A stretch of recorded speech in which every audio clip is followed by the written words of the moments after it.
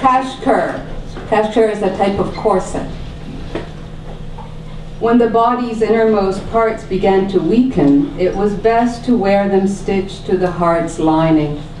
Love then began its voyage along its honeycomb patterns and faltered even as it knocked at the antechamber of the heart.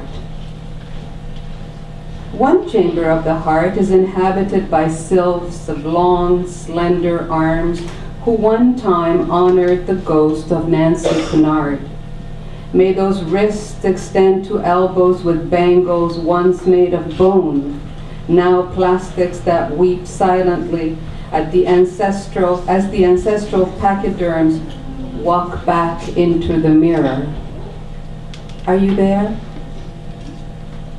In the other chamber live the heart's rounder subjects. Their arms are served with tingling charms that curl, snakes around the wrists, 2 or more chains for the pendant jungle of animals, glass fruit shaped like suns. Foamy fingers swirl those curls, first into lighter waves, then haircuts that defy gravity's pull. Down, alone with her heart, the hand reaches into the valley between her legs, where first stylist conceived her soul.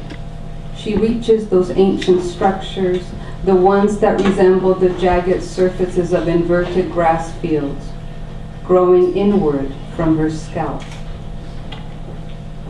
The heart lays out the seasonal limbs, begins to sew skirt to blouse, the better to snap body into place, fasten eyelets to understitching at the waist. May the lover's zipper tongue baste the new layers of skin, dig deep into her fabrics, unfurl prairie greens that cascade down her legs like summer grasses moist with rain. Timeliness rules the heart. Its bloody, bloodless selves are determined by internal exigencies operating below the navel, there where long, short lists of ova run election campaigns for the heart, despite themselves, but never beyond the temporal limits decreed by clocks ticking, always, and despite love's surge between the heart's layered legs.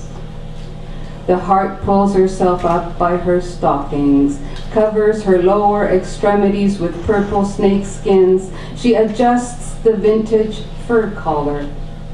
Endless warmth emanates from her neck, just above the heart's heart. Foxtails give way to head. Her face breaks into a smile. Sudden memories of furry ancestors fill the heart with bursting stars. Inside the lover's pocket lives the heart. She roams the silky expanses of her soft home, leans heavily on her rounder corners. Are you there, dearest?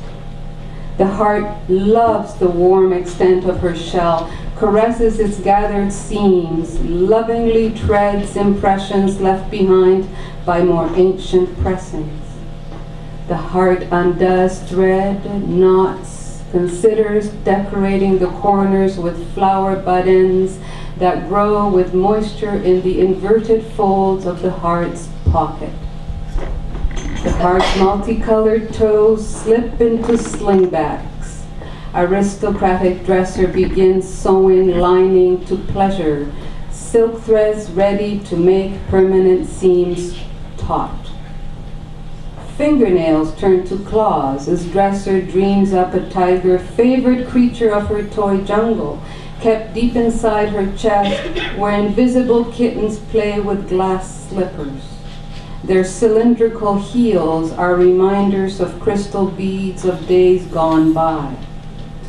Sudden whiskers touch hems. They sense the edges of pockets gone mute with absence. Feline eyes inspect the swirl of patterns on summer garments like English gardens.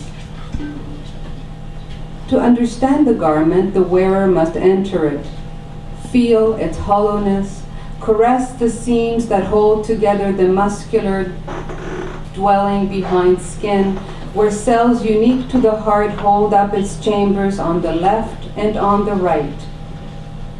Systole, diastole of the universal neckline renewing seams which seasonally light up the heart's sequin constellation. She stands vigilant, the heart, at the threshold of prayer, withholds voice that is tongue in mouth and breath and want. Who are you?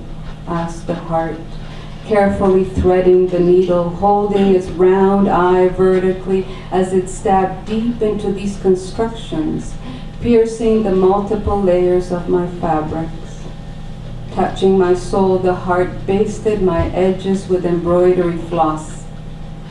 These knots are not simple, I answered. They are stitched by the